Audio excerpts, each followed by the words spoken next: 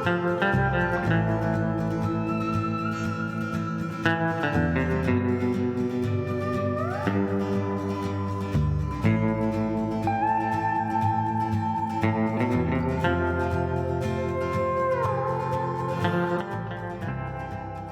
and gentlemen, and all y'all non-binaries out there, this has literally been a year in the making.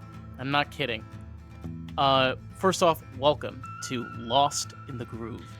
And today, we have a very special guest. We have David Putvin, that is one of the earliest guests that we've had on this podcast. And at the end of that conversation, we spoke about a book that was going to be made. And I told David, I said, listen, when you're finished, I said, reach out. We're going to redo this podcast all over again. So, oh my God, 1 year later, here we are. 1 year later. I thought it was going to be a week. Life gets at you sometimes. Yes, it does. Yes, it does. It's it's really incredible because I have the book right here. I actually just bought one for my mom today because Nice. my mom is starting her new cannabis journey, and it's really, really, really important that this exists. And the reason it's important that this exists is because it's a reminder that you can't hide in the closet anymore. It's over. Nobody can hate cannabis. You can't hate it. It's too good for too many people. To hate it, to hold it back, to prohibit it from other people it's a blatant crime. There's people that are suffering, and people do need this plant. And time again, it gets proven every time a medical professional recommends this plant to people, and people experience positivity from whatever it is that they're needing to relieve pain from, or if they just prefer cannabis in the first place, they should have the freedom for it. And I liked writing the book. That felt like it told that story well. Not an easy story to tell. It's not. And when you start off with the benefits of cannabis, so I can say for myself, I suffered from PTSD, anxiety, depression, insomnia. Fuck, I don't even know how long. I've been taking cannabis for about 4 years. I rarely deal with insomnia. I have a normal night's sleep. It's wonderful. Uh, I deal with sometimes depression. It's true. Anxiety as well. But my PTSD isn't as bad as it used to be. I just listed the benefits that you can get from cannabis. Such are listed in this book, in the very first chapter. Yeah, there's some pretty there's some benefits that I tried to mention that I didn't want to. I mean, mainly I use the word apoptosis. Do you know what that word I was is? curious if you, because I was reading that and I was like, what?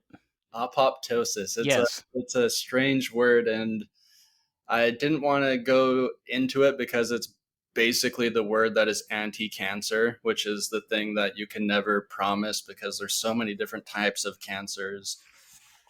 I use that word specifically because it's a word that basically indicates that cannabinoids help neurons in the body to die off more naturally rather than to die and not shed completely. Apoptosis is a process of them dying and shedding off rather than dying and staying in place and then mutating into other diseases and sicknesses. So Right. apoptosis was kind of the mention of, hey, this could be good for being anti-cancer, but without the overpromise of, hey, everybody take cannabis and it'll cure your cancer Well, because there's some cannabis.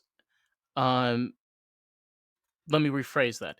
There's certain types of cancers that are more beneficial when it comes to cannabis, and the importance again is the acknowledgement of understanding. Right, you're starting this, okay?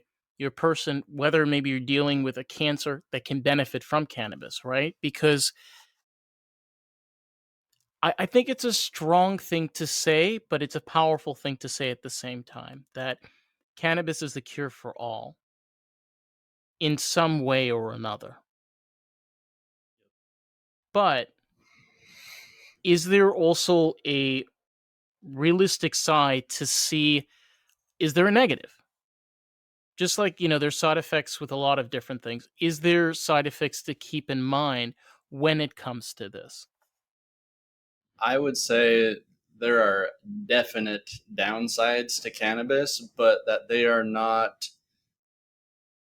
direct relations to cannabis rather than the stigmatization and the environment that is created around cannabis that makes cannabis problematic for people. And cannabis in itself are not the they're not the root of the problems that exist in cannabis. Usually when people are having a hard time with cannabis, it's because people around them are not supporting them. People who have good community around them and are using cannabis and have access to medical doctors, like, they're not having the same kinds of problems that people that are having problems with cannabis and don't have access to community, and they're smoking in their basement, or they're not talking with any medical doctors, and they're barely affording their cannabis in the first place. In fact, they're not affording nearly enough. So there's no coaching for a lot of people, and that's another point of where the book comes into play. Of so much common advice in cannabis still exists, and so much common advice is not good advice because it's too brief. You can't teach cannabis in 15 minutes. There's so much depth that goes into what people could know that would be useful in their lifelong journey of pursuing cannabis. But In if you want to be able to turn the tables, if you take an example like the clouds, there are people that go to school and they spend their time studying the clouds, and it's just clouds. But when you're a meteorologist and when you're a person that studies the atmosphere, you realize how complex it is, depending the density, how close you are to the sea, how high you are from sea level, different altitudes, longitudes. There's a lot of practical things to take in mind. The same thing applies when you're dealing with alternatives like cannabis. You can't shy away from that. yeah, yeah, and the tricky thing about cannabis too is it's kind of been split up into multiple worlds with the psychoactive and non-psychoactive compounds, and what are we going to allow and what are we not going to allow, and Jesus people don't Christ. realize it's the same thing. Like, cannabis is cannabis. You can turn CBD into THC. Like, you know about that one, right? Yes, I do. Yeah. Yes, I do. The That was a fun one.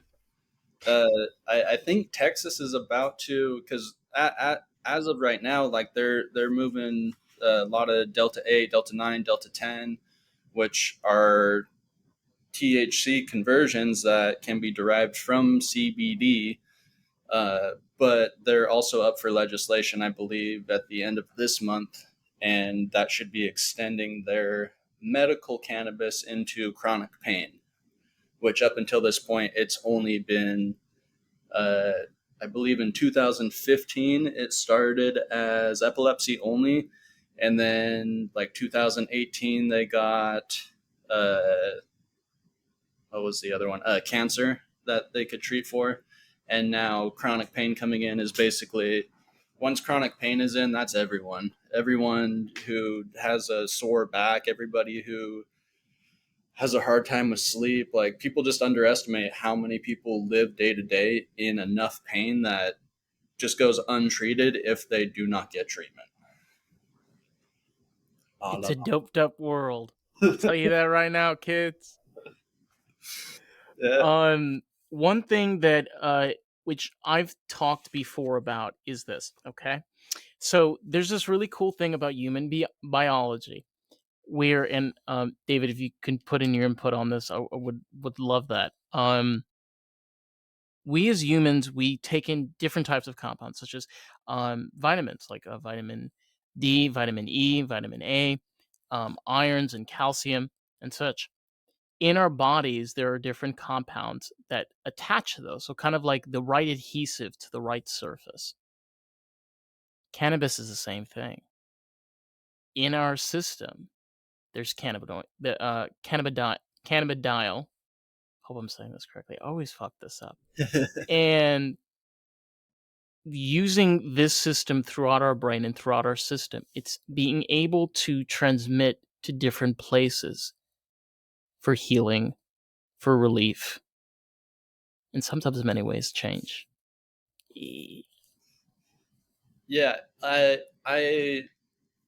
mentioned in the book kind of some different ways that you can get THC or CBD and other cannabinoids into the body, because that accuracy of what people are needing to like have pain relief from can vary so much, and a lot of people like prefer more or less psychoactive activity with those dosages and with those, I mean, with the dosages that they're using to kind of heal themselves. But if somebody has, say, like fingertip pain, they could use a direct solve and maybe have some relief that way.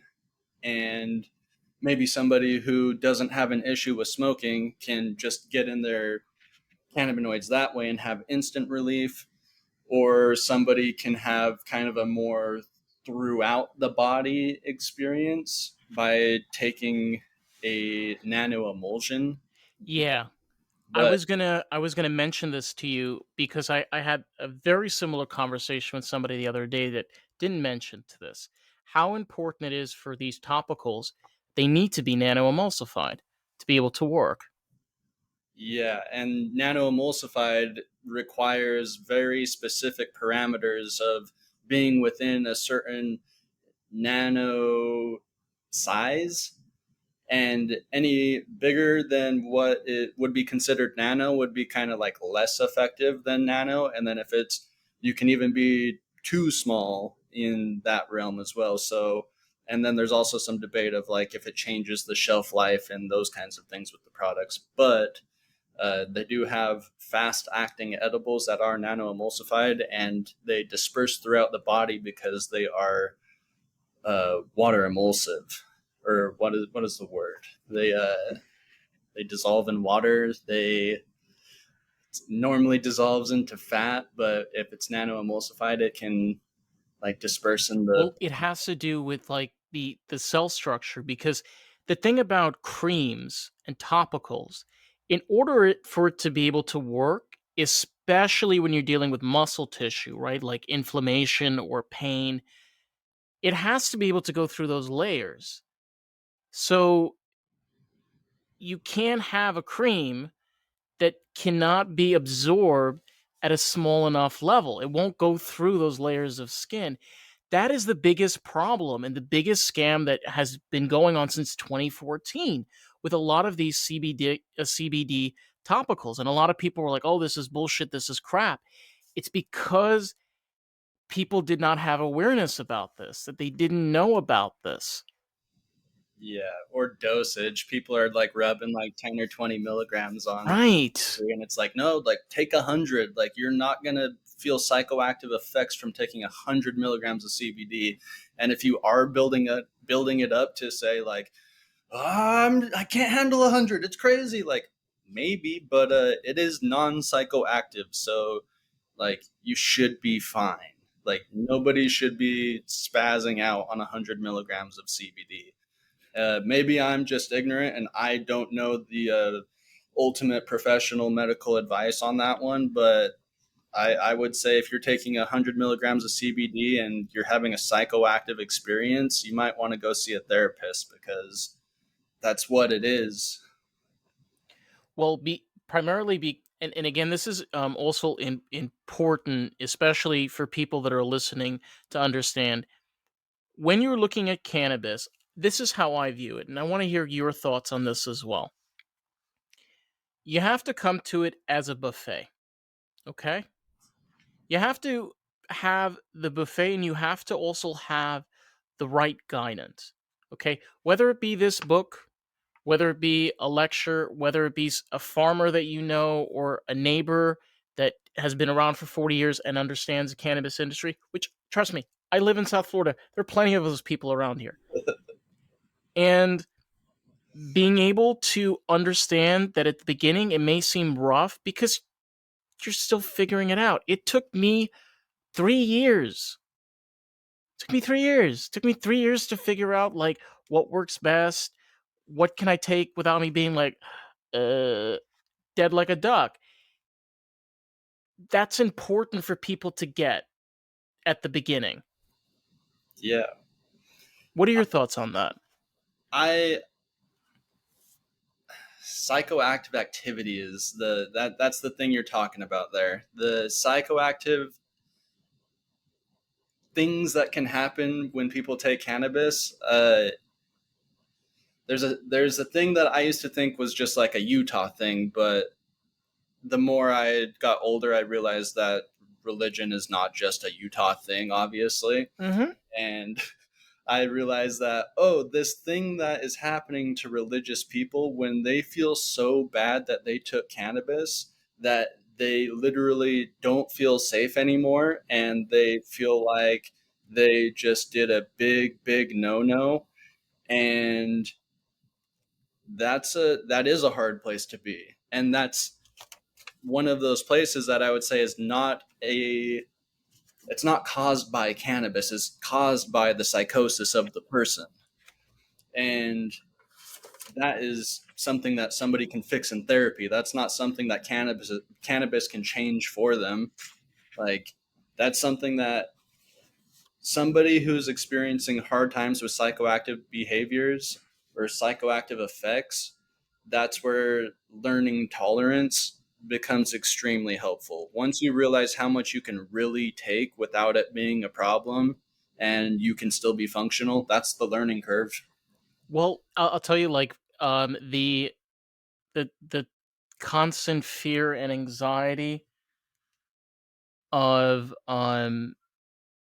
what's the word? Trying to get the word out of my mouth, but Paranoia. yeah, exactly.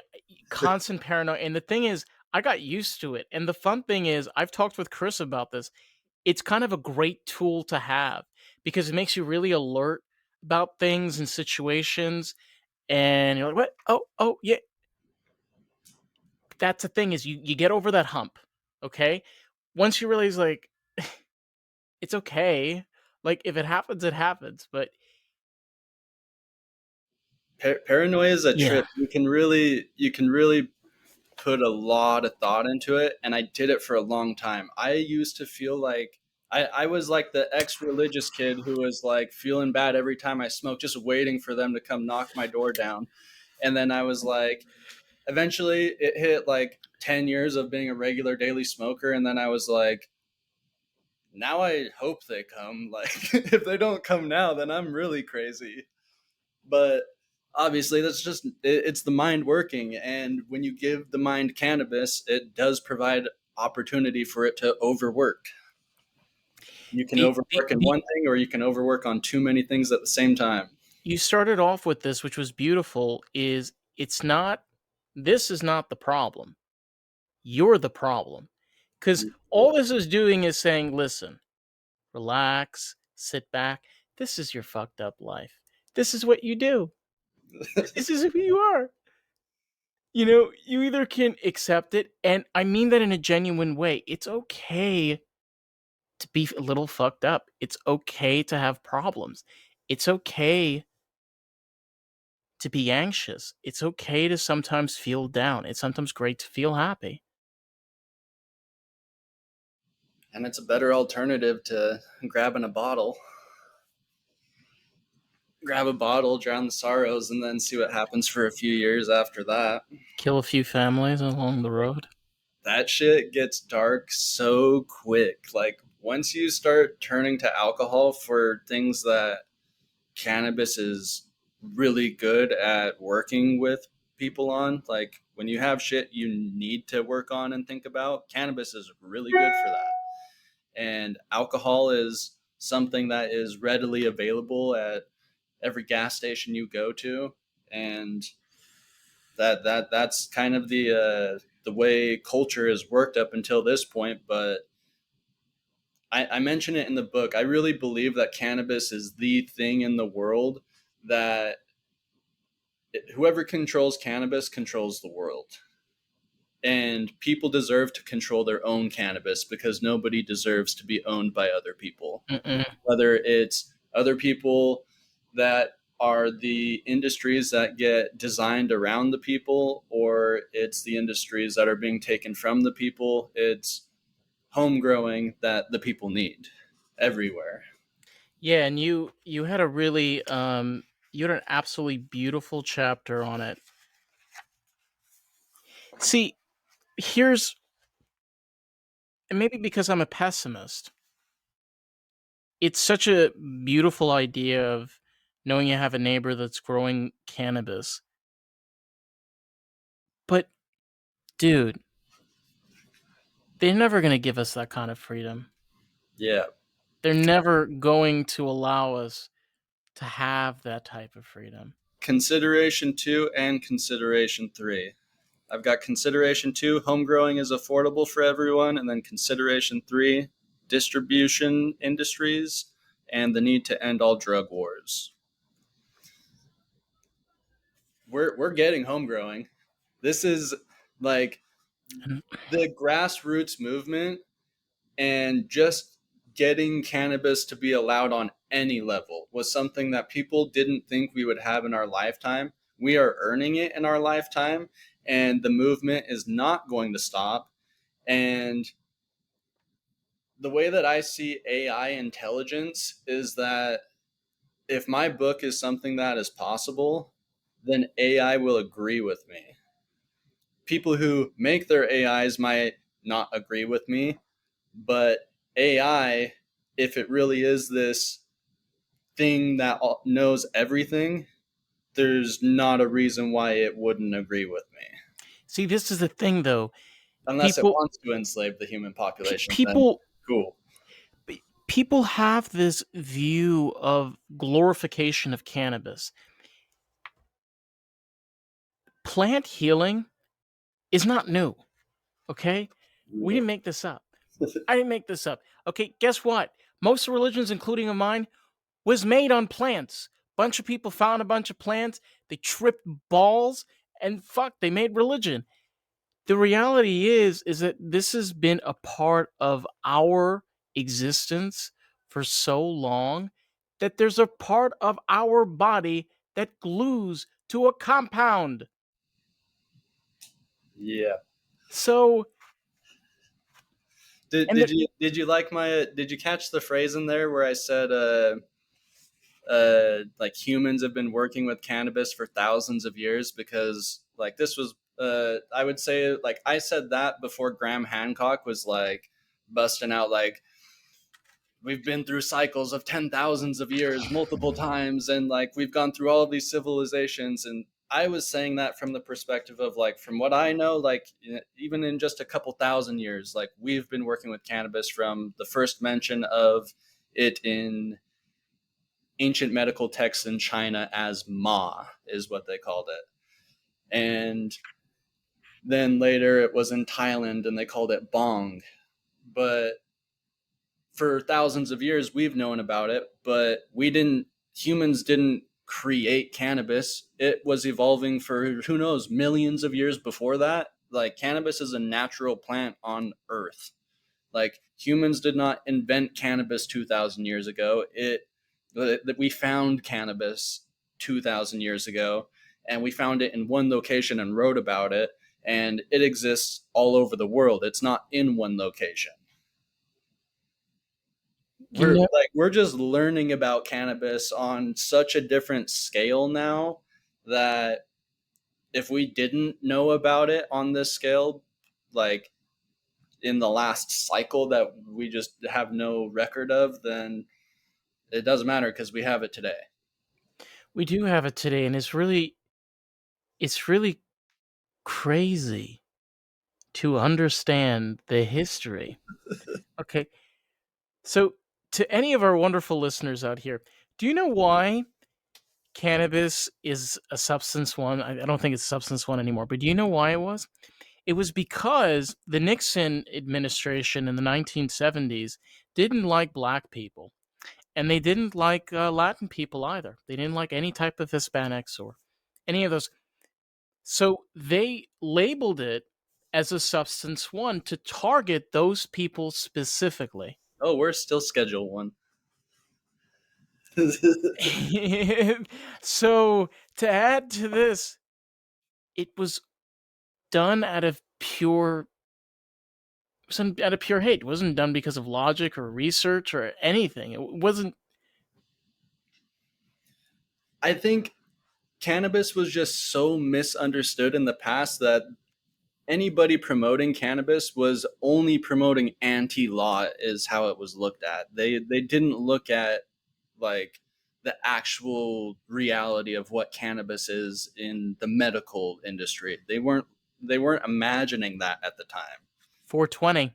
We're way smarter today about cannabis than we've ever been. We didn't have like if we were to produce as much THC for the world today with weed that we only had 5% THC levels in the past, 10% THC levels in the past, we would have to grow literally 2-4 times as much cannabis as we currently grow with it would be the same amount of water, same amount of nutrients to grow half the amount of cannabinoids for the populations. Now that we have the highest THC percentages, CBG percentages, CBN percentages, like we're getting better and better at targeting specific cannabinoids and knowing what we're extracting and labeling for a product to give to a patient. We know our shit on cannabis as an industry.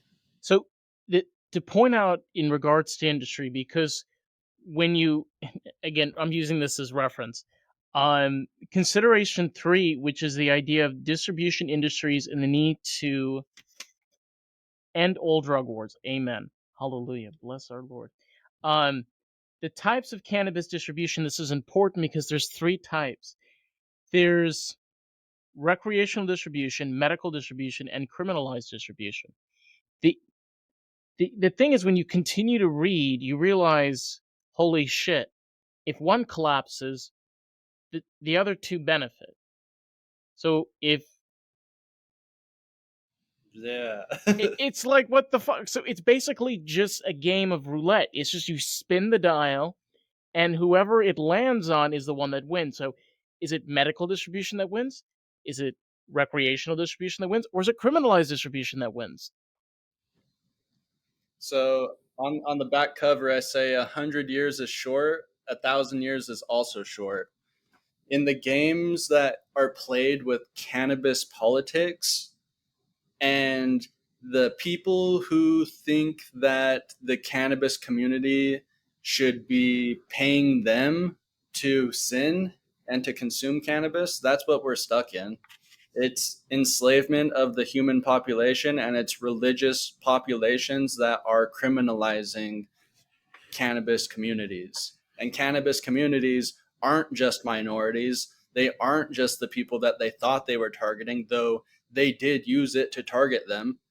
But that was their ignorance in understanding that their own families and themselves also benefit from cannabis. And the people who fought so hard for like criminalizing people in cannabis, they probably, not probably, they did suffer more because they did not have cannabis in their life. Guaranteed. See, to start things off though, with especially when you're dealing with like recreational distribution of cannabis, if you look at a place like California, look, I love live rosin. We finally got that out here in South Florida. Oh my god! And but the biggest issue out in California is because it's recreational, it's like become a monopoly. It's just this insane markup. They can do whatever they please, make whatever they want, and it's do all say all. Um, I fear that the problem with that is you're putting a lot of people at jeopardy. You're putting a lot of people at scrutiny. You're causing a lot of people harm that could be getting a lot of good. But on the flip side, there's benefits of medical because, like, on the medical side, it's very like you spoke about this a lot throughout the book. It's very important making sure you have pure product, knowing the minerals and compounds that are coming with it. Like for example, I buy weed from my dispensary called Sunburn. They tell us the terpenes that are in here, so I know the different levels and stuff that for anxiety, anti-inflammation, and all of that. That's important, and you get that out of the medical side.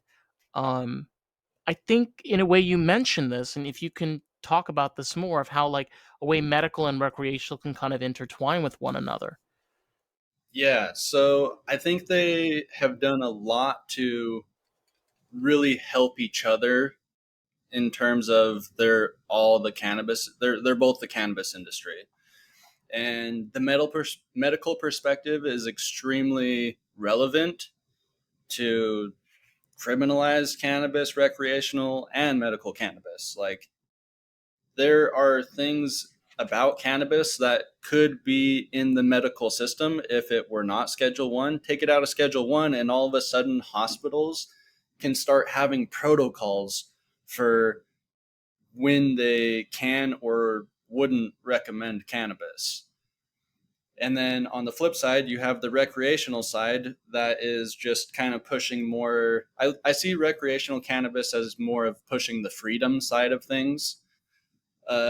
It's kind of pushing more the entrepreneurship of cannabis, and it is also perpetuating the taxation of the cannabis community, which it all kind of gets wrapped together into one and Of says, course. you Yeah, how could you ever possibly get cannabis any other way? Then you're this is right. the only way you could ever get cannabis, and patients actually believe it. But patients need to know that home growing is cheap. You can grow cannabis very, very cheaply. You can grow it in solo cups. You can grow it, you need dirt and you need light.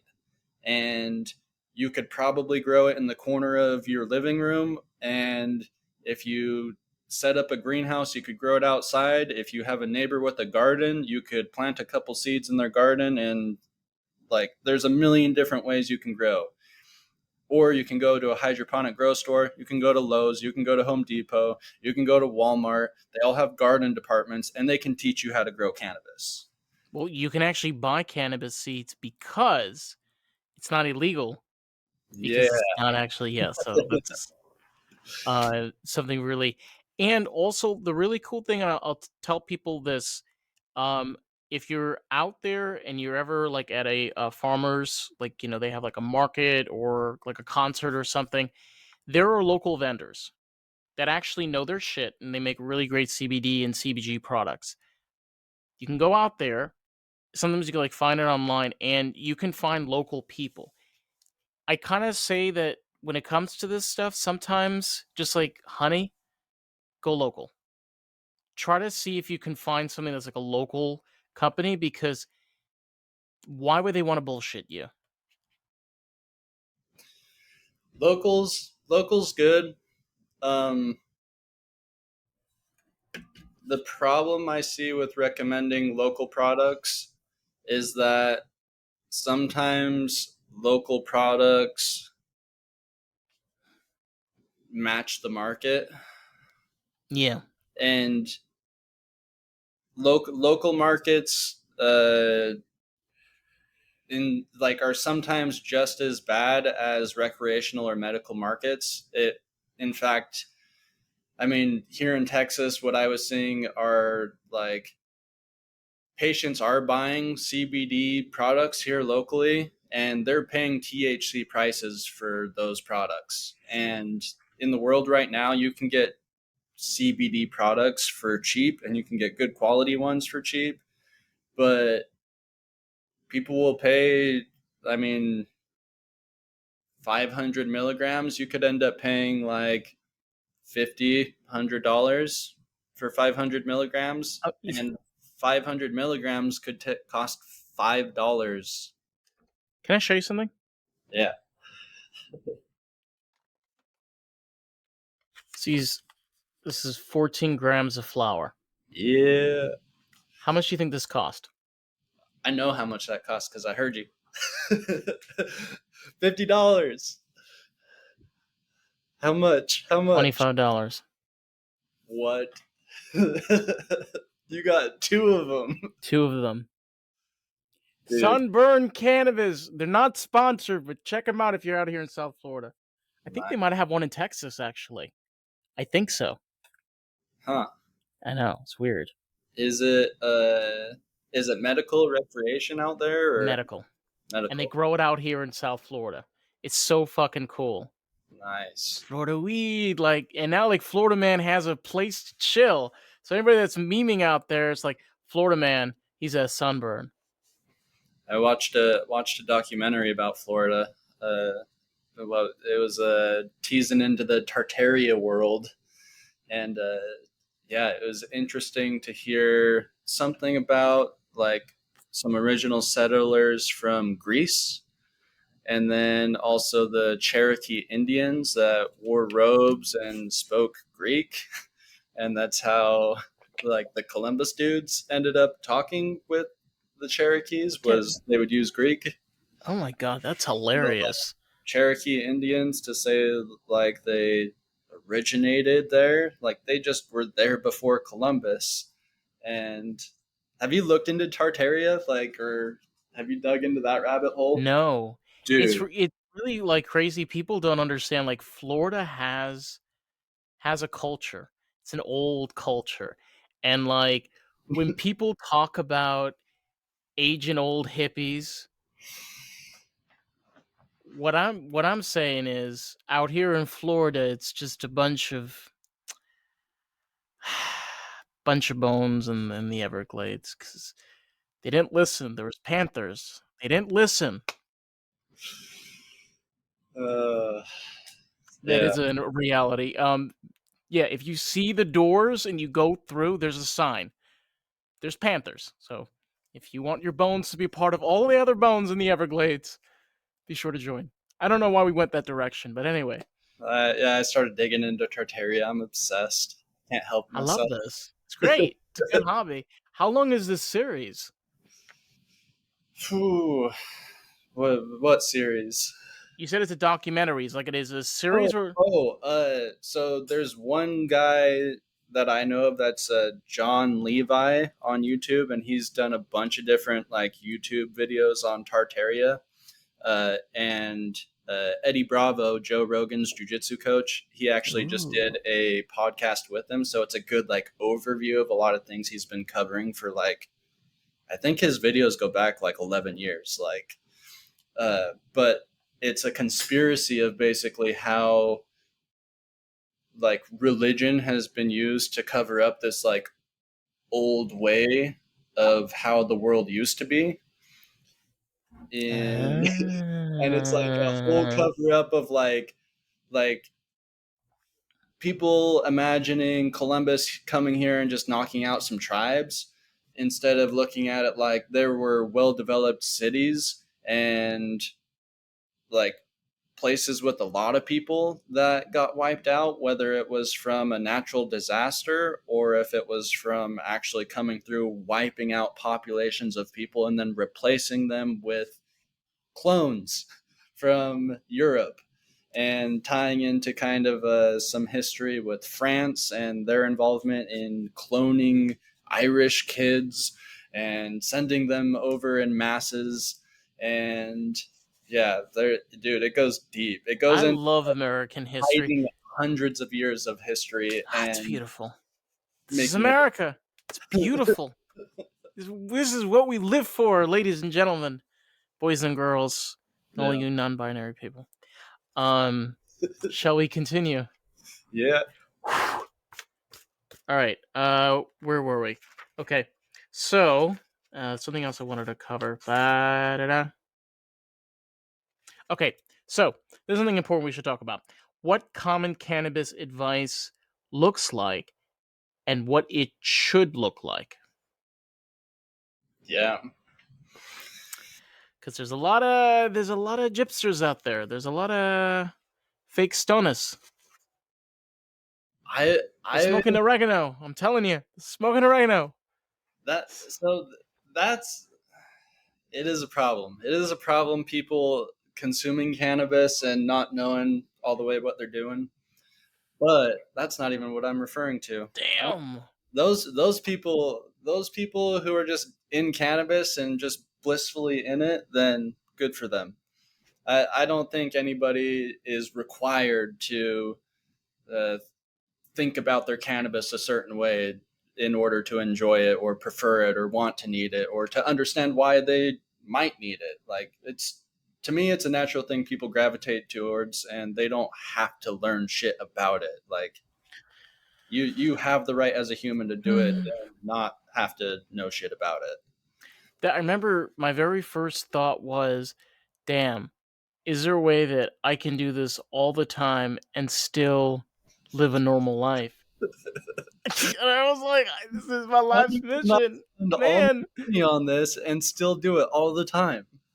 Yeah, like it's crazy to think I do my podcasts completely high all the time, and I'm a completely functional adult, and I do all those things. Those are the things you should be asking yourself is, I need THC, but I don't want to feel like I'm glued to the couch. Then don't. I Yeah. could be glued to the couch right now. I choose not to.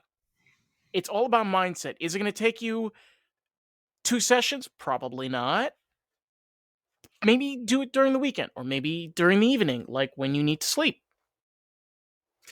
Good time to do it. Yep. Um. Questions you should be asking yourself, like kind of the advice of like, you, it, Well, another thing on yeah, like yeah, the common advice that people run into, yes. I was more thinking about when you're in school and when you're growing up, and if you're in a family that knows nothing about cannabis, and if you have friends around you and their families don't know anything about cannabis, and you're just living this life where if you ask people about cannabis, the common advice they're going to give you is like non-cannabis advice. They might tell you not to consume cannabis, and when somebody's giving that advice is not the advice that a medical professional would give you. If you have a explanation for how cannabis helps you, or if you have a need that could be met with cannabis, there's a good chance there's a medical professional out there that can help you navigate that, as like they can help you navigate by helping you learn to prefer it. That's kind of the job of the doctor, is to help you like not just tolerate your medicine but to actually enjoy it. Like, you shouldn't like it gets turned backwards with opiates, because with opiates, like, you can't do that. Like, you can't just keep upping your dose and just expect like your shit to keep getting Okay, so this is something that we should talk about, and we'll get back to this in a moment. better. Yeah. People that are addicted to opiates are like, oh, I can't do cannabis because I'm going to hurt my throat. Well, there are other ways. Like, look, I consume, I also vape, but you can consume capsules, you can consume edibles. There's different ways, and that was something that was really important to bring up. Is like smoking is not the only option, and there's actually better options to do than this.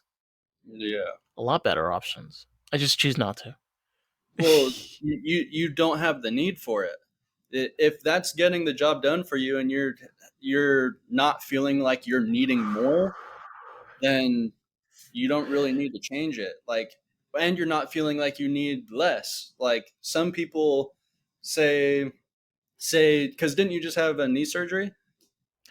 Well, I have a ACL and MCL sprain with a bone contusion. So Ooh. this helps me with inflammation tremendously because otherwise my leg is like a balloon and it's all like swollen and hard to bend. Like it's Have miserable. So this, have you heard this a million times, of any mention of the knee over toes guy? Dude, knee over toes. It's gonna save your knee, and it's hilarious how fucking good it works. It's Knee got over toes. knee over toes. Look that dude up. He has like the basic exercises that everybody with knee pain can do, and you like have a starting way of doing it, and then you progress it to give yourself strong knees. And like it can prevent people from needing surgery, and it can, like, after people have surgery, like he had like a major like ACL repair, and Oof. the dude's dunking. The doctor said that he would never bend his knee, and he's got like elite level flexibility in his knee, and he shows people like this is possible with the knee. Oh, I do exercises every single day, and I go to physical therapy twice a week. I am one of those people that, You're getting it back then. You're yeah, doing I one of those. Okay, here's the thing too. Like, part of considering cannabis is also accepting the cannabis journey. it. Okay, Yeah. it's a little bit like, but part of that journey is understanding the the different steps, different experience. I'm not gonna lie, I've had a lot of bad trips. I have. I've had a lot of bad trips. I think we've all had very bad trips, and it's okay. Sometimes it happens. No, mine are just like, give me Ben and Jerry's. I'm gonna die. Ben and Jerry's. Yeah. It's hard to consistently choose good things to eat that are pleasurable and provide a fulfilled day. I just started consuming cannabis. I think actually it was somewhere around the time where I started writing the book. I really started to look at my own consumption in a lot of ways, and was kind of realizing that I would say I'm like, I mean, I'm definitely a daily smoker multiple times through the day, but like I smoke with people and like they're smoking a full joint at a time, and like I'll hit one joint for like 6 hours maybe. Like I'll just kind of like pick it up, put it down, but like that's my day to day, is like I like it in like bursts. Right. Or if I'm doing something big, or if I've got a big meal, then I might do like a full joint or something, or I'll hit a dab. And I'll kind of cycle between dabs and flower, because the flower or the I'm able to consume more cannabis and not feel like a harshness in my throat if I can reduce my flower consumption with dabs. Well, it's to anybody's curiosity, like the one thing I love about chatter is the thing with like the harshness in the throat, which is great. Getting a little wheeze. But yeah, like, oh, that's the worst. I had one night where I did hashish and I did chatter. Oh, bruh. I swore I saw aliens. I'm telling you, I was in LA. I swore, like, fuck, they're right there. They're right there, man. In LA, that's where they're at. That's where they at, bro. Yeah, Yeah. Fuck yeah. they got the good food there. They got the Oh ocean. yeah. They got They got all the celebrities with the prosthetic tits and ass. Woo! That's what they go for. yeah, it's true. Yes, it is. Shout out Um, to Henry Kemp, our LA friend, the one who hey, introduced us.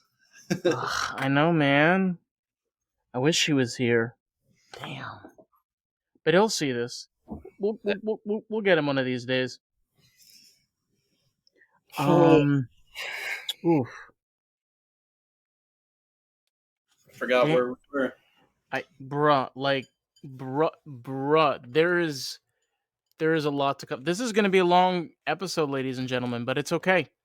We're we're gonna hold hands. We're gonna cry a little. We're gonna bake a little. We're gonna schmutz a little. We might pee a little. It's okay. See you a little later. So we were talking about what, um, like what common, The yeah, common advice. yeah, what, yeah, like the common advice regarding cannabis. And there was a point that you referenced into here. Oh, Not everybody who talks about cannabis actually knows what they're talking about. Yeah. And, referencing the idea of like, there are people that emphasize on, but when you don't really have that much experience, you know what? You were mentioning that you were starting your cannabis journey, like while you were writing that book, like Um. writing this book. Sorry. Yeah. Yeah. Oh, that's what it was. Yes. So when I started writing the book, I started looking at my own consumption, and I started to look at the like medical benefits of consuming the cannabinoids. But what about the protein source that everybody just skips over? Like, it's the best vegan protein source you can get. Like soy, trash. What's the other main one? Pea protein, trash. Hemp seed is a complete seed, protein, amino acid. It's got everything you Oh, need. palm oil. Palm Pro- oil. Yeah, Oof. no. You need the Manitoba Canadian. I get it. I get it's like protein powder. And I just do a quarter cup of that in my protein shake, and it gives me another 20 grams of protein in a quarter of a cup, and I get 6 grams of fat. That is a like Wait a minute. You make these shakes in the morning? yeah. I take like a daily protein shake to just like supplement my protein intake. Oh wow. So you like have like an actual like regimen of like what goes into this. Yeah, Damn. dude, this This is a sophisticated drink.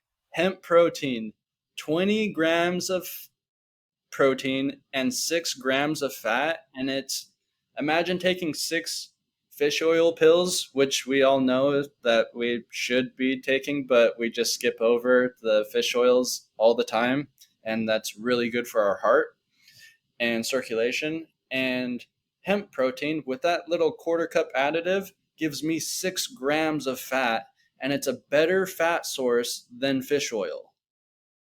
Why is this getting skipped in diet?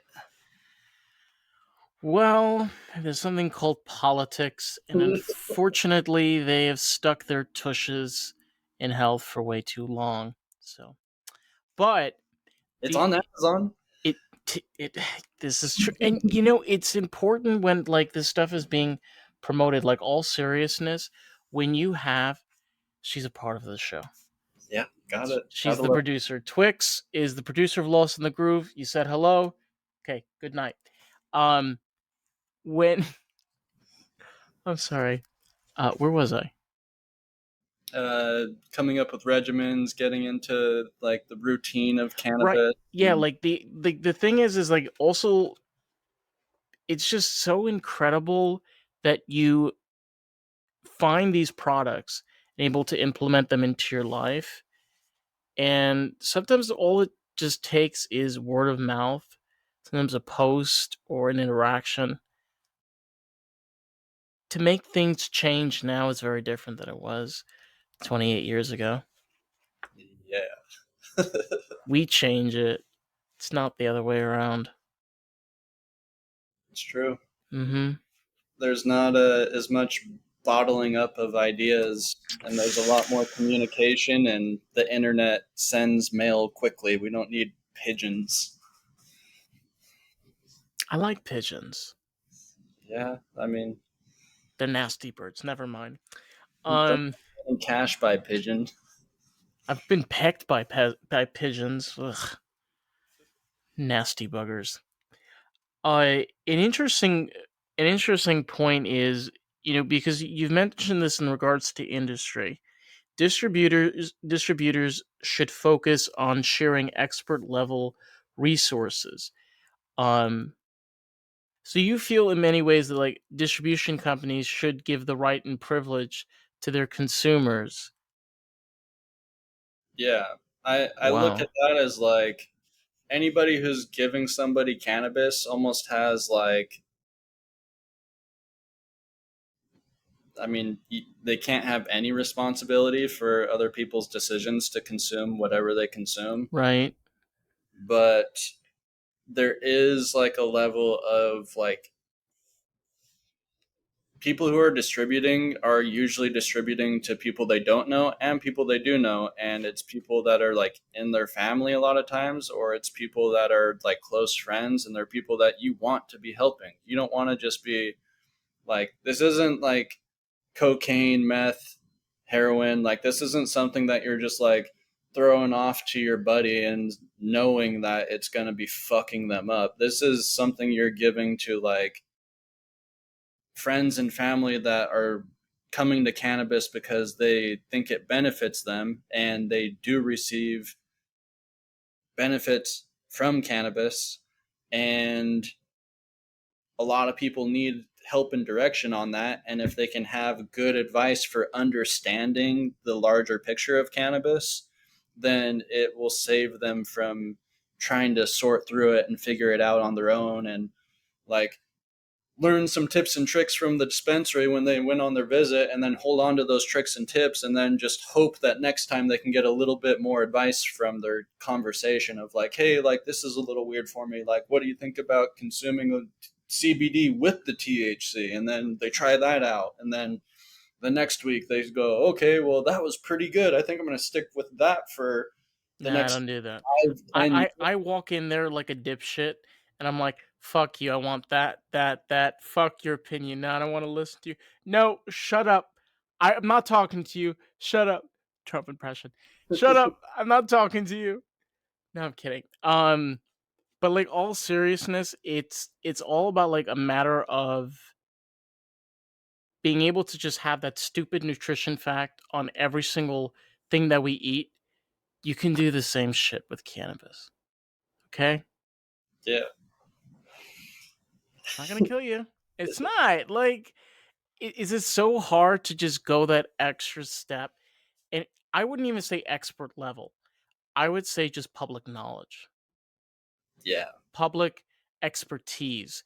You know, the right that we have to a nutrition fact label, and it is important because it gives us the right to know what type of food that we're eating.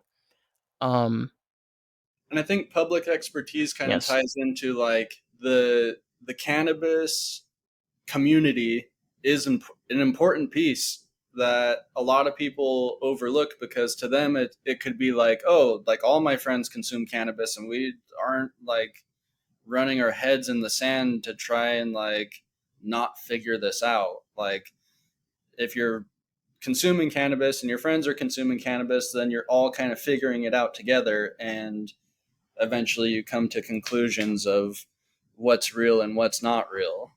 right. You realize that it's not always so greener on the other side. Yeah. You know, it's so hard. See, it's so hard to realize like we have spent so much time wasted with so little, and at the same time, there's been so many advancements, so much research and knowledge, and um, just different products and just the entire industry changing over the past 20 years. Um, and being that a part of the public, like this ties into the idea of home growing. It's like if you want it to be for everyone, you have to allow it to be for everyone. Yeah. Yeah. People need it. Like, you can't hold it back. Like, we tried to bottle it up. People did try to like hold cannabis back and completely eliminate it from like human consciousness, but like that's a weird goal to have. For what? Like, like people are just suffering, and there's this thing that grows very easily, and people are just gonna not think about it. Like, we're just gonna go ahead and block that on our social media accounts and not let the kids hear about it, and we're gonna let them get programmed with all the other things that they could be consuming whether or not they're killing more people than cannabis, but we're going to go ahead and let them test it out. And while they're young, we're going to give them, I mean, I, I don't even want to mention like all of the over the counter medications that people take in replacement of cannabis that, like, if you're in heavy use, like, your liver can go out, you can start having like internal gut problems, you can start having issues with your sleep, people can go literally insane off of basic things that they're taking. Even a vitamin imbalance could cause problems. But And it's the same idea tying back to, if you look at the research, just like take vitamin D, just like sunlight helps give you that vitamin into your body. It's the same thing. You're adding in those vitamins and proteins and minerals, whatever you want to call it. I don't know all the scientific terms, okay? I didn't go to school for this shit. But it's a part of your source, it's a part of your core of what you are as a person. something they So, should have taught you in school. hmm? Something they should have taught you in Yes, school. it is. It's something they should have. And it really, I'm on, like, I say this sincerely, it did change my life. Um, I'm not the same person I was years ago. It really opens up a part of yourself that you question every single day. Every day. Every day. Every day's a new day. Um, Let me ask you this, because this was an interesting part. Cannabis advice from medical professionals, because there is a lot of eager medical professionals getting involved in the cannabis industry, and you see this on social media, and some of them are actually like good. They really, like, they know their stuff. Like, they get involved, they go to farms, and they really like want to care for their. More specifically, I'm talking about like doctors that work with cancer patients that I saw recently. Can you elaborate on that more? Because I'm gonna be so terrible explaining this. Dude, this was like one of the hardest things to say Thank you. Yeah. without like roasting medical professionals and being like, Jesus. you guys are not saying what you should be saying Oh about my god. cannabis. It's like reality No. is not that simple. Like Don't these are, touch my Porsche. How dare you? well, it's people that they've I'm joking. invested so much time and money into their licenses and their entire business and livelihood. And like becoming a doctor, becoming a medical professional is a dedication in life that in order to get there, you have to follow specific rules.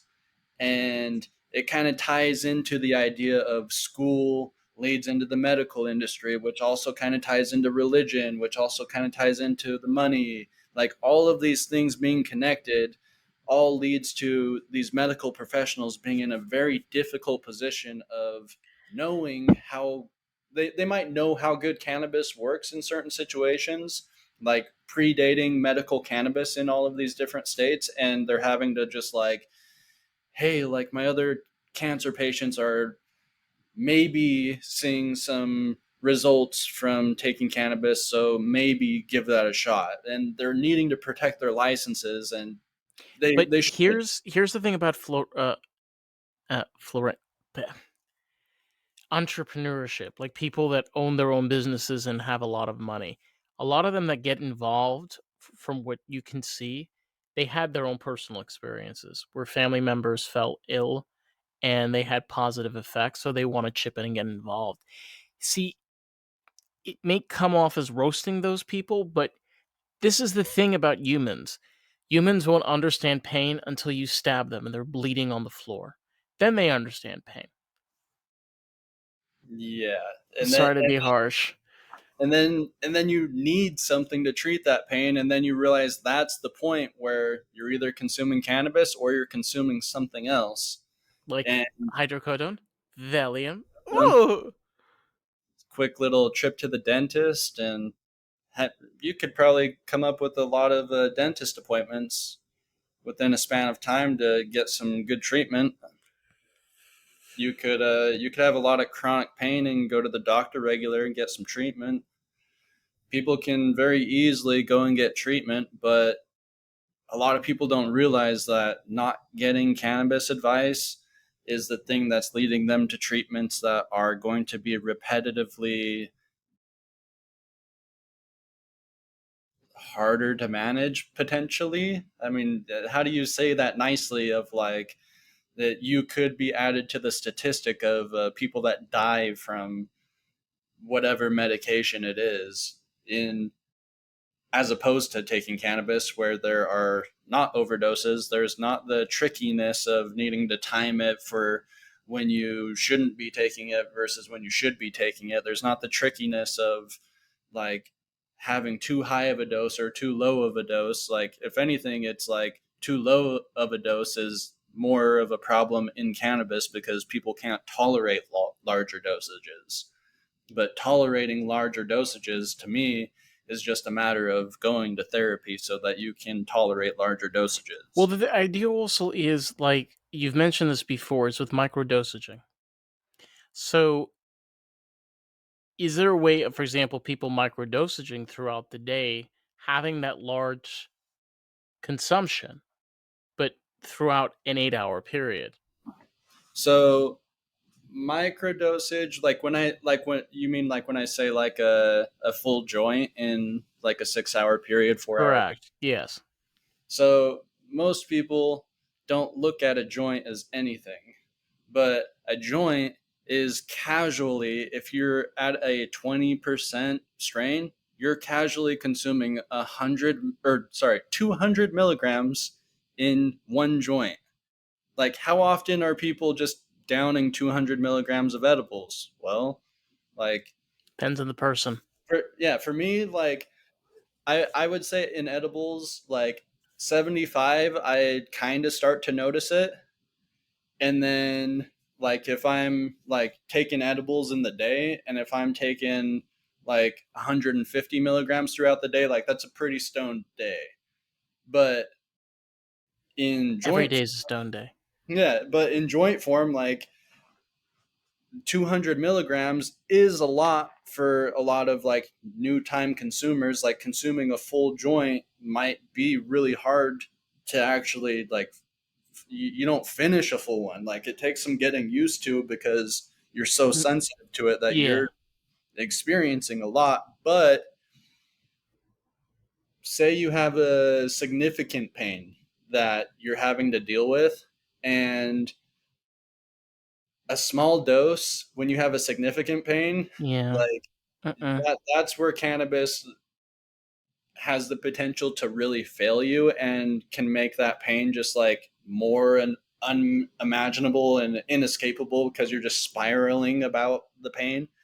But once you start to increase that dosage threshold to the point where you're sleeping your pain off, or maybe someone's in so much pain that the goal is to literally sleep more because, like, taking high doses of opiates and you're in bed and that's literally what you're supposed to do. You can do the same thing with cannabis. You can knock yourself out with cannabis, and that's the point. Like, when you're sleeping, when you're in high doses of cannabis, your body is going to be healing in ways that, like, just people don't think of weed like that. They think of cannabis as like a stepping away from life, or they Oh look my at it as god. a like Jesus. stepping into like non-reality, and that's just like not how cannabis works in the body, and that's not how it interacts with all of the systems in the body. No, no, it doesn't. And it's really bizarre because I want to be a person that's outspoken about it and say that it does not make you a dumb person. It does not make you a person that should be hiding in the corners. If you are a person that smokes, you should be proud of if it's helping you and benefiting in any way, or if you're consuming cannabis, if it's helping or benefiting you in any way. It's all about your experience and all of your journey. And it's all about the realization that there's more that you can learn from it that you didn't realize before. Because look, I've been doing this for 4 years, and there's shit that I didn't realize, and we're gonna get to that in a little bit. But This is important because I've spoken about this before. And just to quote in consideration five, I used to love to share the classic lines: indica, couch. Yeah, bro. Sativa, head high, and hybrid, body and head high. And okay, so we all know the labels, right? We know the hybrid, we know sativa, we know the indica. Now, I know this already that they're all bullshit. They're all made up. There's no such thing as indica, sativa, and hybrid. Why? Because just like most plants, such as trees, you have different types of compounds that are going through the roots. So it is impossible to be able to completely separate the roots and only have one compound that going through that.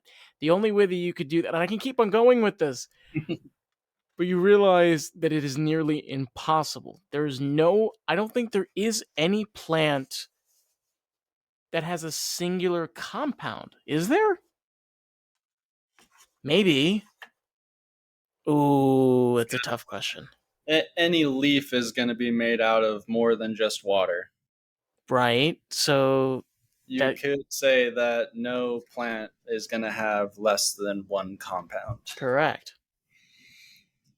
But as far as psychoactive or non psychoactive cannabinoids or terpenes, you have a lot of variance kind of in the world of where you can find different compounds. Mm-hmm. I was playing with Chat GPT a little bit on, Ooh, yes. I love AI. Come on. What did it yeah. say? So I was envisioning the cannabis industry and its involvement in terpenes as wrong. Everybody is looking at terpenes as like the thing to pursue in the cannabis world, and it's the thing that gives you the specific like benefits that cannabis gives you. Well, look up any terpene you want on Chat GPT and tell it to give you 10 plants that have that terpene, and it will give you 10 plants that have that terpene, and it will show you that you can have much higher concentrations of those terpenes in different plants. So to offer a cannabis product with really high terpenes or with specific terpenes to Strawberry Kush. it all just Straight off justify the bat. price. Strawberry Kush is one strain I can think of that has a lot. You ever saw Strawberry Kush?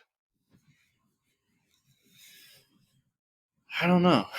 Okay, I can't pull up a picture, but it has like you could just see like little. It's just all over. It's insane. I always remember it was like the coolest shit I ever saw was Strawberry Kush. All I know is that I'm about to grow a strain that's a Grandmaster Kush, the Oof. Joe Rogan strain, mixed with a strawberry. And that's what I was told. And now I just know that the next time I grow cannabis, that's what I'll be growing. And I'm No, looking, listen, honey. You know what I would have done? Okay, I would have taken a Dave Chappelle and Joe Rogan.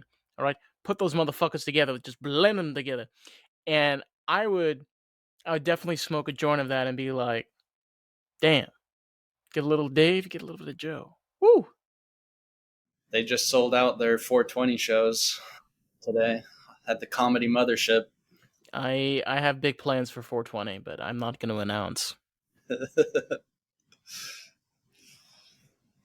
No, I'm kidding. Woo! We're having a lot of fun. Oh, okay. So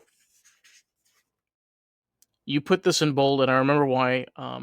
Remember this. So while strain labels are still used today, we know that those terms are not based on which compounds are present, right? So yes, these labels do exist, but we know that we should be looking for specific cannabis compounds for treatment instead of guessing the contents or effects that a strain may or may not actually contain. And I think that still applies with terpenes. Is is there really a true definition way of knowing exactly of what you're getting out of that plant? Like, at what point does your plant cross into the indica range versus the sativa range Exactly. based Yes. on the specific mix of CBD, THC, CBG, or terpenes it has? Yes. And the answer is no. Um, and it's good and bad because, well, so the indica sativa has a place in the world when there are not labels present. So if you're just getting cannabis in a Ziploc bag Mm-hmm. and you're wondering how it's going to make you feel, the indica sativa hybrid labeling comes from the genetics world, and it comes from the growers, and it comes from the networks of people who kind of decide these things in like cannabis competitions where they'll kind of like categorize, oh yeah, this is definitely more leaning Okay. more. Listen, I am a cannabis smoker and I smoke cannabis daily. I will tell you this: I've smoked quite many sativas. I will be bone ass stoned on the couch, snoring my ass off, and it's like this strong diesel. It like I take it with a grain of salt. I'm like when I look, what I primarily look at strains is noticeability, because like where I come from, I can like pick up on certain names like Kush, Haze, flower names, tea names. People don't realize that, street names. And then you get into the bougie shit like it's named after something like St. Thomas. What the fuck is that? It's pretty cool. It is, it's pretty good. It's expensive, but it's really good. Dosage, like Yes. getting into like the percentages in each of those indica sativa fields, like a 10% strain and a 20% strain and a 30% strain, roll those up in a joint, and each one of those joints is going to get you a different kind of high. And if you're like, Some also I wanted to bring this up with you. Some plants are more psychoactive than others. Is this true? yes, but it has to do with the like which percentage of that 30% cannabinoids is Right. THC and what Ooh. percentage of it is CBD. And there are a lot of strains that are both CBD and THC, but You mentioned though, like, okay, this was fascinating. I'm going to read a bit of this if you don't mind. Cannabis breeders technically produce new genetic crosses every time two plants pollinate and reproduce seed. Okay? Different genetic crossings have the potential to create different combinations of cannabis compounds. Today, there are thousands of cannabis, quote, crosses, end quote, that have produced over 350 compounds. That is insane. yeah, How do you keep inventory? How do you keep any type of anything that like unraveling like what's possible with cannabis has been like something that people have been working with in their imagination for the most part, because they haven't really seen like, it wasn't until like the 60s, 70s, 80s, 90s, somewhere in there, where they even discovered that there were different compounds, that it wasn't just all just this plant makes a sticky stuff that gets us high, and like that's it. And then we figured out, oh, the sticky stuff has lots of little things in it and they're all different. And then we figured out, oh, different plants have different sticky stuff. And then we figured out how to isolate all of those different sticky stuffs. And now we have the knowledge of growing specific sticky stuff, concentrating it, calculating exact dosages of what you have. And now you have a product that you can give somebody and they can know exactly what they're taking. Now, in that saying I think there's like over 300 different compounds in the cannabis world. Well, the ones that you commonly see are going to be or the ones that you see mentioned are the terpenes, your cannabinoids. Then there might be like 5 or 10 different cannabinoids that ever get mentioned. And then, Like CBD and CBG, sometimes CBN. yeah. And then you have your like Delta 8, Delta 9, Delta 10. You've got your hemp extractions. You've got your medical cannabis extractions. But like in that I 300, have. there's, I'm curious though. You mentioned ruderalis. yeah. Ruderalis is just I've never heard that before, by the way, until I read this book. I was like, I never. What the fuck is ruderalis? have you heard of like auto strains? No. So auto strains are a short flowering plant.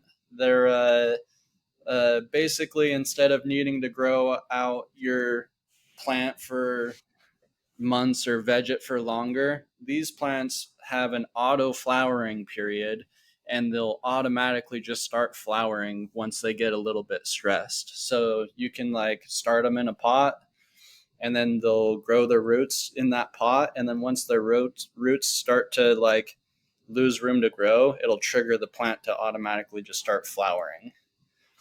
Jesus. You can have a like a full cycle grow in less than 100 days. All right, this sounds like a great party. Get a bunch of flower pots and you make ruderalis. Purple punch. Purple punch is a famous strain, auto strain, because it's a fast flowering strain. It's super potent, and It sounds fun. people like the dark purple in it. And Oh, I think I've seen this. Yeah, yeah, yeah. yeah, purple punch. Oh my god. But there's a lot of like auto genetics that I believe the kind of the trick is to cross it with the ruderalis strain, which is generally not the highest cannabinoid producer, but it is a short flowering plant that can be crossed with other. It's like you have a choice: Five Guys or Mickey D's. Go to Mickey D's, bro. Mickey D's is great, but Five Guys, it's another. No, like all seriousness, is like it's a different level. Like you can go that level, you can go that level. Um. Oh my god, there's so much to cover. Okay, this is something that I thought was important. The art of navigating psychoactive thoughts. I because I have PTSD, I get triggers, and especially with cannabis they can last longer. Um the thing is that you kind of learn this level of meditation. I You explain this very well. It's like it's kind of like a boat and you don't really know where you're going. I don't know any. You want to explain this cuz I have a terrible way of explaining it. Yeah, no, it's another one of those just like weird things in cannabis of like, how do you describe the thought processes when you take THC to somebody Oh my who god. takes THC regularly, and how do you explain it to somebody who's never taken it before? Oh, it's hard. Now, THC, the way that I look at it and the way that I look at the human mind is when you get overwhelmed, or when people get overwhelmed with THC and psychoactive activity, it's their brain and it's their thoughts that they're being overwhelmed with. They're not being overwhelmed with cannabis. They're not being overwhelmed with THC. They're being overwhelmed with the specific things that are causing their pain and are causing their anxiousness. They're causing these overwhelming, like, secondary thoughts. Right. Now, when that happens, I described it in two different ways, two different trains of thought that happen. There's the over focusing on one thing, and Right. there's focusing on too many things at the same time to the point where you can't hold a conversation because you're already thinking about something else and you went so deep into it that you completely forgot the topic you were even talking about. And then the hyper That focusing. never happens to me, by the way. Never. Yeah, nobody ever. Never. No, I'm completely innocent from this. It Yeah. would be stigmatizing to say it did. The other thing is to like go too deep into a thought, and that can Right. be uncomfortable for people. Like if you're dealing with a PTSD situation, like you might not want to smoke and then only think about that one thing for the whole time you're stoned. That could be helpful in certain situations, I but put on like typically, I put on a TV show or I play my guitar. What uh you explain this really well is like a distraction, but like a clever distraction of where just like a boat you have to learn on how to steer. It you just have to learn how to steer it properly. You know, it's like it's not a collision course unless you want it to be a collision course. Because trust me, people don't realize you can make it a collision course if you wanted to. yeah, you can fight some alien demons in the Mm-hmm. dark if you want. If you want to go out in the forest and give yourself high doses of THC and go walk alone and see if you can Buck find some naked lions. Yeah, with mountain the lions. mushrooms. Yeah, they'll find you. They'll definitely find you. The little wooden elves. Oh man. Uh, okay. So we've spoken about this, and this is so important. Okay, is consumption methods. Everybody everybody's gonna be different. Yay! We know this already. All right. Now it's important to know like the best of both worlds. You know, it's like when okay, this is just me. When I go to the store and I buy olive oil, you know, I have like a little experience, like you're kind of going through and you're figuring out cannabis is none of that. You got all these different products. You've got topicals, um, capsules, dabs, flour, vaporizers, live resin. I could go on. But knowing,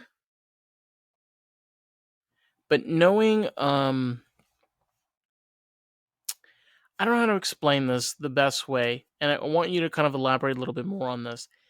Kind of knowing in a way on a sheet what is the best to look at, possibly, and what are maybe the stuff that maybe you shouldn't be looking at, but are also an option. Yeah, Whoa. that was good. That was good. Oh my god. I Dude, say it's yes. so hard. Woo. It's so hard to like articulate how to compare cannabis products. Like, how do you not just buy the blunt wraps and go with that option? Like, why not just wrap it up in the tobacco leaf? It's a plant, right? It's natural. Throw your cannabis in there. You get your tobacco buzz. You get your cannabis buzz. It's a great combo. Mhm. Smells good. Tastes good. Spleef. But we know that tobacco might not be the best thing for us, especially if you're consuming it regularly, or if you plan to consume a lot of cannabis, then you're just adding like additional inhalation that is not necessarily providing you the same type of benefits that cannabis provides. And then you've also like, okay, so you've got the tobacco option, and then next you've got your like bongs and your pipes option.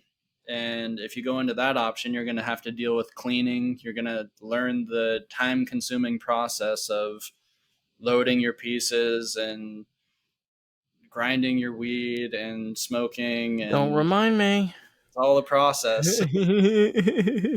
And then you've got your smoking, like just joints and pre rolls, which is a little bit better than the tobacco and a little bit better than the uh, burning flower and the bongs and pipes, because you have like a clean flavor with the joints and you're not having to inhale that like old resin from your last five Right. bowls.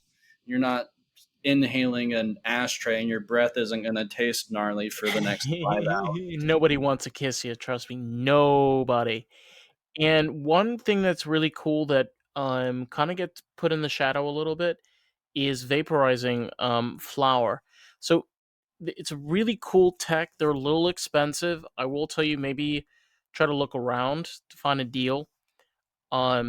They are basically like a little oven. You put your flower in it and you press the button and then you wait until it glows or whatever it does, and then you have a smoking session. Um I mean, comparing that to like a joint, it's it's not the same. It's a different high, I will say that. I mean, is it really better than a joint? Let's be real. Come on, bro. So I used to be in the same boat. I used to think that smoking the joint was the way to definitely like get the best use out of all of your compounds because you're burning them. That's what it takes for the THC to become active for your body to consume. Because if you just ate the raw nug, you would have a very low high from it. I don't know. You get a lot of benefits. Like, I know that some Native American tribes will mix cannabis into their like food, like Mm-hmm. raw. Um, I know there's THCA. That's got to be good for you. Mm-hmm. It's good for you, but it'll be non psychoactive until it's decarboxylated. Decarboxylated is like what you have to do to your nugs before you turn it into an edible. You have to apply heat. You have to warm the cannabinoids. Otherwise, your raw cannabis is going to get you way less high. Yes. Um. Uh, Also, the temperature for vaporizing. When you're inhaling a joint, I just like Googled like what temperature does the tip of a joint or a tip of a cigarette burn, and it gave me an answer over 1,000 degrees. 1,000 degrees. So anytime your cannabis is burning, you're applying a Jesus. 1,000 degree heat to your cannabinoids, A and thousand degrees. 1,000 degrees to the lungs. Wow. Well, that sounds beautiful. Well, hallelujah. But vaporizing, you're usually vaporizing in like the 400 degree range. Hmm. Uh, but the kind of the trade off with vaporizing, I will say, is you can sometimes end up having more inhalation than even the smoking Right. because you're having longer sessions. It takes longer for you to like fully vaporize, and you can also have a margin of error of wasting your cannabinoids if you don't fully Right, vaporize. because you have to do it in sessions. Because like the thing is, it's an oven and a warmer, so you can't like have this thing running 24/7. That's fucking dangerous. You're asking for like a torch in your hand. But all seriousness, it's ideal for I don't know, maybe like somebody that's like okay, like to just chill, you watch a movie or out listening to like a concert outside or something. I don't know. It's great for like a session, really. That's what it's good for. Vaporizing and smoking are just they're going to be a process in your in the ritual of grinding and cleaning Yeah. pieces and consuming, but and then the only way to beat that is really to go the edible route and have pre-dosed uh like edibles Well, there's a where lot of different options though. Like you mentioned here, just so like vaporizing concentrated compounds, skin applications, patches and salves, edible foods, tinctures, capsules, nano emulsion products, which wouldn't be included. And I mean, like, that's the other thing though. It is a little bit confusing with that side. There's a lot. well it's hard to navigate it when the prices are the things that are like limiting all of the products for the most part. Like it's hard to give all of the products an even look when your cheapest product is going to be your flour. That the Right. flour is going to be, because nobody is doing additional cooking or processing to your raw flour, uh, but your raw flour is not going to be as refined as a full extraction of, like, say, a rosin extraction where you're getting all of the same compounds that are in your flour. You are getting a full extraction of preserving as many of those compounds as possible, but what is the price that's going to be put on that extraction? And is it your local distributor who's putting the price on it, or do you have somebody, a neighbor, a family friend, or do you yourself have the ability to grow and extract your plants? And the answer is they do. Like, anybody can do it. You can, if you can grow a plant, you can extract a plant. Well, the thing is, like, for example, making edibles could be primarily easy for people that are home growers, because you can make like canna butter. You can infuse milk with cannabis. There's a lot of things you can infuse. I mean, like, I know people that have infused olive oil with cannabis, which is fucking delicious. Oh, it is so good. Um, I so, remember you telling me about Morocco having like the, what was it, $7 brick of hash in the grocery oh store. my god, yeah, Jesus Christ. Like, bro, you go out to like some Middle Eastern countries like Morocco, you go out to like these bazaars and you can get like fucking hash, like these just jars. And there's it's true, there's a lot of like different options, but like when we look down to it, like just basics, like, oh my god, like well, if you can grow the flour, can you cook? Okay. Can make canna butter. Start there. There you go. You don't have to smoke, you can make edibles.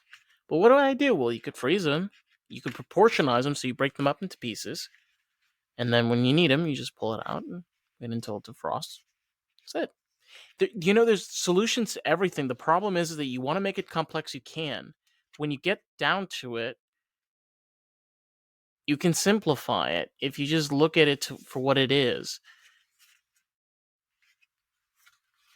The It really does just get so tricky once you really start looking at the financials that come into Right. cannabis, and you start looking at the not having the medical insurance to cover it, and you start noticing that people are spending like savings money into cannabis, and then they literally just don't have any savings, and that just kind of seems to be like the generational thing to do. Mhm. Yeah, it's so normalized, and if people don't do it with cannabis, they do it with alcohol, or they do it with like high rent, or they do it with high car payments. Like, people put themselves into all kinds of different, like, I mean, you can't even say people put themselves in the situation, because like we just kind of become our environments in a way. A lot of people, like, we kind of just like do the best we can in navigating jobs and work, and then choosing what we can and can't have in our life, and it's kind of a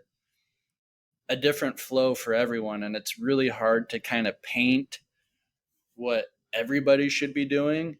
But cannabis is something that is like applies to everyone. Like, pain applies to everyone, and that has nothing to do with your different walk of life. Like, you're going to experience pain, and if you don't learn cannabis, all of your alternative options that you teach to the people around you, because you do them, but your children, you teach your grandparents, you teach your parents, they're all going to like follow their environment. And if their environments don't have cannabis in them, then we're failing our environments. It t- You gotta blow your smoke in your grandma's face. Damn, grandma, you about to get stoned, honey. But sometimes grandmas are blowing the smoke at you. Well, I actually I got a book for my mom. I'm having it shipped out to her, and it it's a really the thing is, to quote a really great man, George Harrison, all things must pass, all things must pass away, and it's the realization that the hippies were right, Nixon was an idiot, Khatoy. Reagan was a moron, so was Nancy Reagan. I'm sorry, honey. burst your bubble, but here's the reality. And the reality is, we live in a society now that psychedelics are being embraced. So is cannabis. So is alternative healing. People are throwing away their opiates finally, and hopefully, we can come to a time where there's no more fentanyl overdose. Dosages all over this country. It's the goal, man. It's a goal. Fentanyl, the magic medicine, though. Oh yeah, puts you to sleep and you never wake up. And that's strange. No, well, you know, in the medical field, how good it is, right? So I've heard.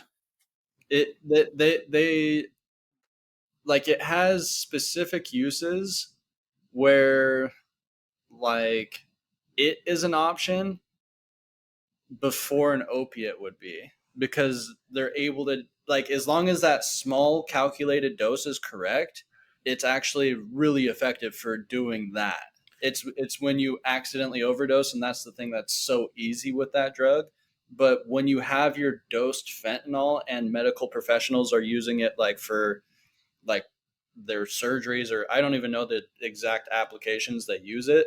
I've just heard that fentanyl is like a miracle drug in like the times that they do leverage it in the medical industry. It's just bizarre on how. But the street value is insane, and Uh, the lacing it and the complexity of who's doing the lacing and where it's coming from, and that's all the like stuff that I've just heard in the breeze, and I Look, don't here's fentanyl. here's the reality. The reality is that big pharma doesn't want you to know that they've been fucking you in the ass for too many years to count. That's what they do, and that's what they do best. And the thing is, they're investing in cannabis research, and so as well with psychedelics. They want to turn these into medicines, and they're working on it. Why? Because they know that they can make a profit off of these industries, very much so that they can make on others. And it's a never-ending cycle. The thing that you have to realize is that what you need to focus on is your healing path. You know, how you want to be able to heal and how you want to be able to get through your life getting through this pain. And again, I'm not one of those people saying take a joint and your life is cured. No, no, no, no, no, no. It's not how weed works. You can't just take a joint and you're fucking Jimi Hendrix. It's not how life works, man. You've got to put in the effort and Exactly, bro. put the effort in the right places. See? So to kind of like to sum like all of the different like products, in short, we got flour, concentrates, edible foods, tinctures, capsules. Got it. Skin applications like patches, lotions, bath bombs, and salves. Made a mistake before, my apologies. And nano emulsion products. So those are like the five general cannabis products that are in like the industry. Yeah, and I ordered them from kind of the cheapest to the most expensive there, Yeah. and yeah, it's so hard because there's a lot to take into consideration, which with each of the options, and there might be a time for certain options, and there might be a preference for other options at other times. It's hard to really like only give partial information, which is usually what people will get when they ask one or two questions about flower only or about extracts only. Like it's hard to get a vision of like all of the comparisons I between always all say the to get different out of your head though. You got to be able to like I do flower and I also do vape. And something that like I learned from this, especially particularly from reading this book, is um I can smoke a sativa and an indica during the day, and it gives me exactly what I need. to be able to try different things. Like, okay, this didn't work. Okay, so let me try something else. So, for the next time, like we said this earlier, you have to be open, you know?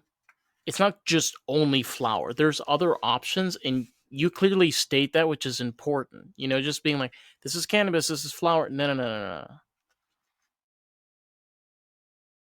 Yeah, there's a lot there's a lot that people can really like overthink, underthink, but just having the base knowledge of the information is step one.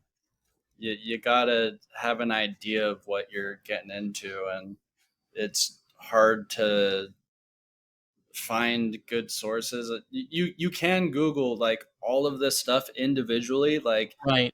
you can like I want people to take my book and to fact check and like really do their own research and like see if they find holes in the book. But from my knowledge, the book is pretty solid. I tried really, really hard to be as accurate as possible to the point where I wanted to be able to hand my book to anyone and say, tell me where I'm wrong.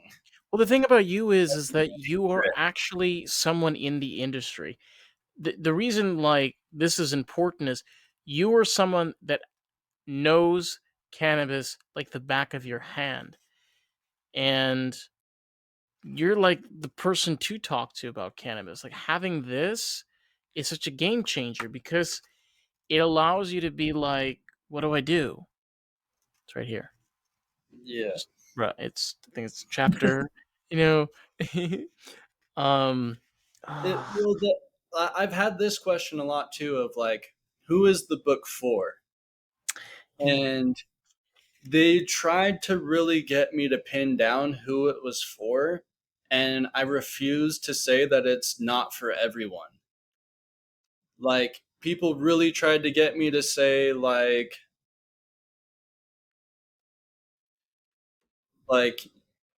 you shouldn't be promoting it to kid. Like, nobody's telling me this, but I'm just imagining what people would imagine of you shouldn't want to promote it to kids, you shouldn't be promoting it to people who aren't already in it, you shouldn't be promoting it to people where it's criminalized in their environment. Like, there's well, a million reasons why you could think to not recommend cannabis to someone because it could become a problem. And but that the reason why it's a problem is because of the current complications in the environments that are surrounding cannabis. The problems are not the compounds themselves, it's the people's ability to navigate and not overthink or underthink right, what's happened to them in cannabis. right. It's just it's so powerful, and it's strange, and it's complex, and it's beautiful. And it just reminds you the way of how people think, the way that we as people can connect on so many levels. I've We did a whole episode about this man, Harvey Milk, that he believed that the way that you create community is setting aside your differences and coming together with your common ground and saying, you want an apartment, you want a place to live, cool. You want to be able to own a car, cool. You want to have a business, cool. Like, but you're gay, okay, cool. I'm a Baptist. Hey, I'm Jewish. All right, it doesn't matter. You all want the same things at the end of the day, and the idea still comes down to when you strip people's rights, when you don't allow these conversations to exist. How do we know that maybe some kid in India might benefit from watching this? I don't know. Dude, it's so true. Like the I the other thing is I started to write the book like I was speaking to only the people in Utah. And Right, then I realized like this isn't a Utah thing. Like Utah is going to be Utah, and they're already further ahead than I ever thought they would be. Like I literally thought my whole life that they were definitely never going to have legal medical cannabis. Like up until like 2010, 2015, I was still thinking that. And then They got their medical market in 2020, Wow. Good and year. Good year to do their market. Very smart. they beat Texas, they beat New York. Well, Texas is not medically legal.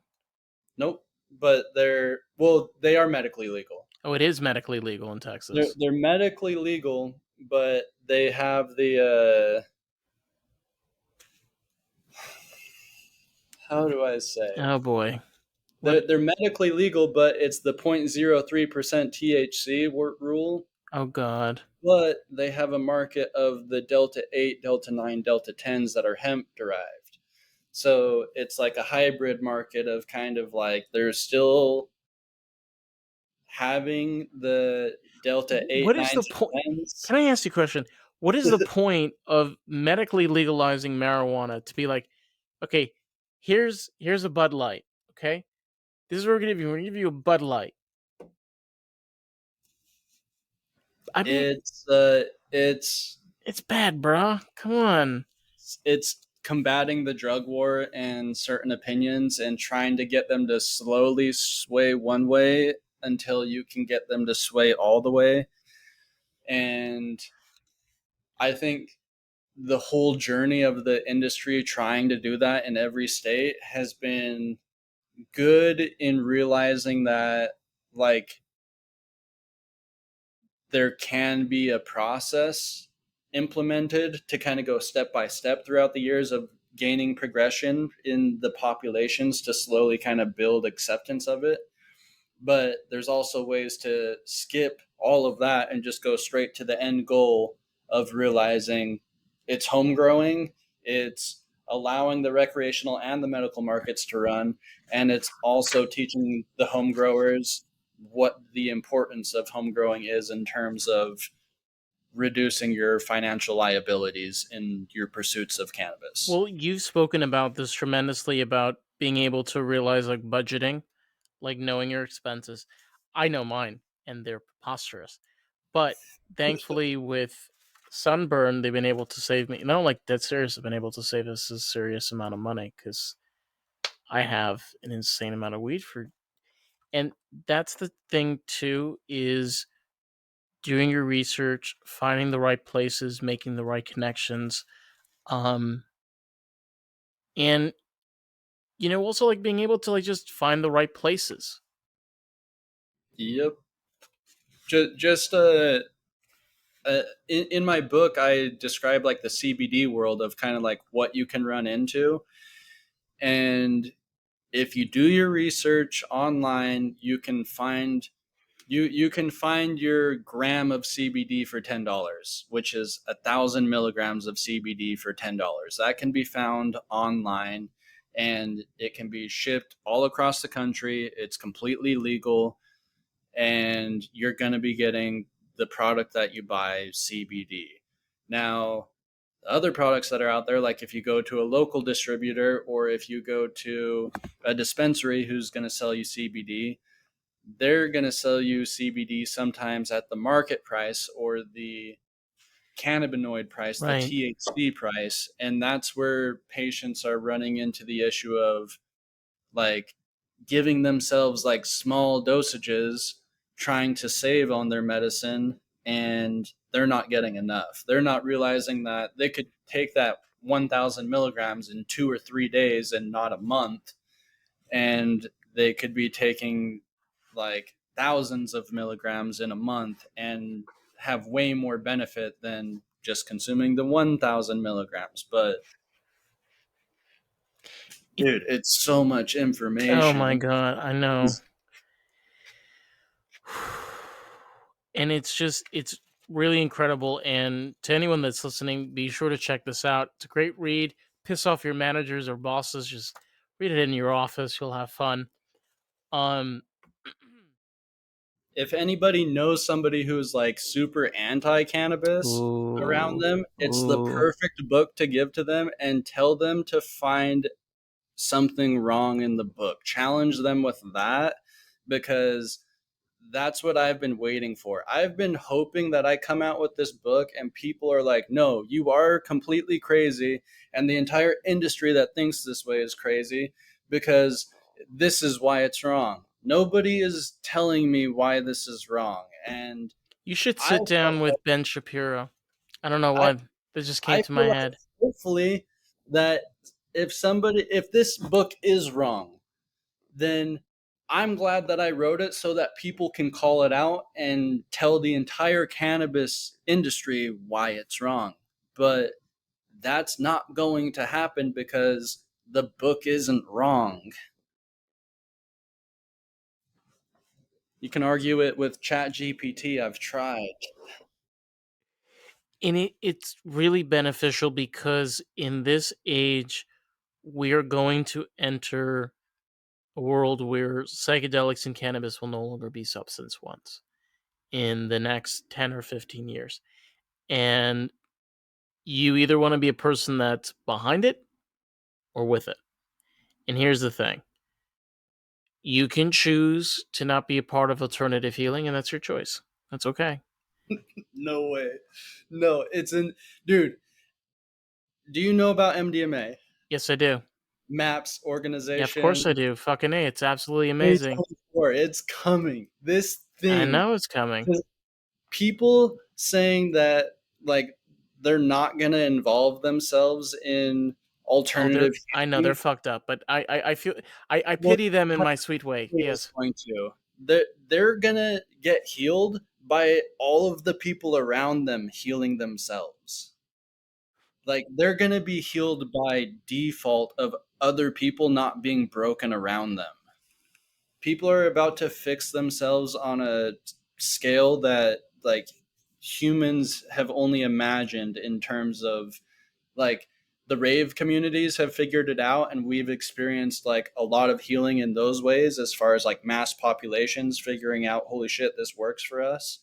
But once that's more readily available, and like people like with regular jobs are access, I mean, ketamine's another one where like it That's got another rescheduled. level.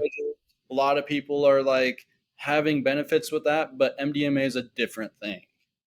Like, the ketamine's kind of more of an abstract, like, disassociative. You can pull a lot of good things out of it. It's a good therapy to kind of like hit that reset button. Where MDMA is, you're feeling all of your serotonin, and MAPS organization protocols are designed to provide. Did you like I think his name is Rick Doblin or Yep. Doblin? Oh my god. I heard him on Joe Rogan. This guy is like he's like, when I was a teenager, I was into psychedelics. I'm like, bro, you were a teenager in the 70s. This shit was like illegal. Like Nixon was coming hard. Like the Vietnam was like, you were just like, yeah, let me just do psychedelics during this insanity of time. This guy is just another.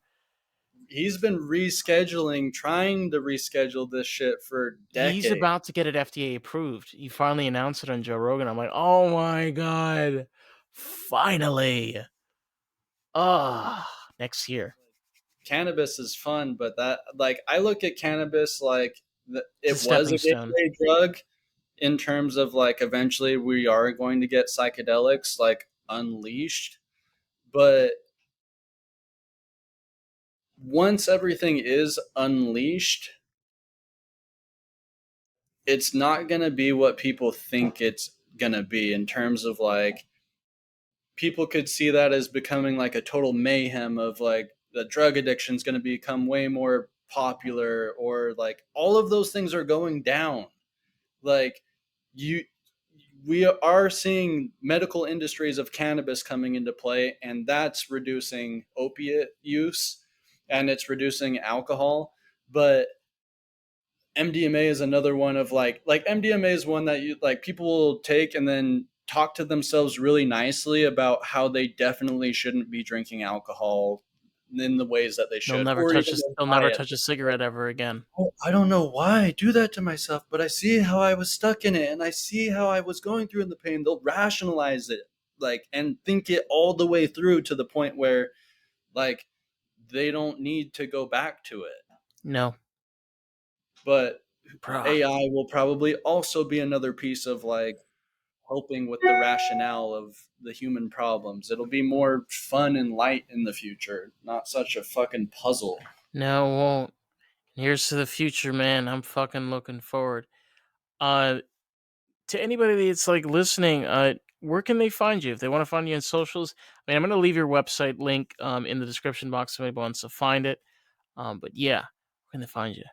Peaceful Playtime on Instagram. And then I've got another website that I just bought today, and it's on the way.